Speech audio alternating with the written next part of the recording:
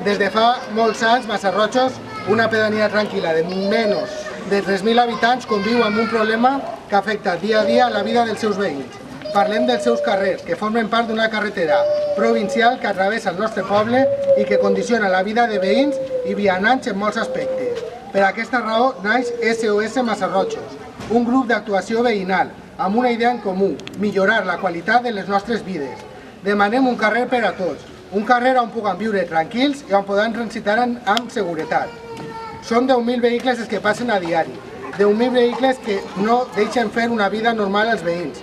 No són només 10.000 vehicles, és un soroll continu de 10.000 motors, 10.000 ràdios a tot volum, 10.000 clàxons sonant en tot moment i uns nivells de pol·lució molt superiors a la mitjana. Per mantenir aquests 10.000 cotxes, la carretera ha de donar pas en dues direccions, el que ens té obligats a mantenir unes voreres que fins al que nosaltres entenguem són il·legals. Il·legals perquè ens imposen unes barreres arquitectòniques de tot tipus.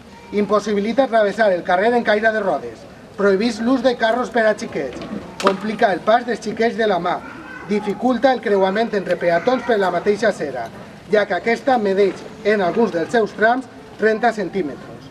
Massarrotxos necessita traure el tràfic de la seva pedania, un tràfic que impossibilita la vida dels seus veïns. No volem que es prioritzi el pas dels vehicles als dels peatons, no volem que es prioritzi el tràfic al descans en les nostres cases, ni que Massarrotxos no puga ser una població tranquil·la com ho és.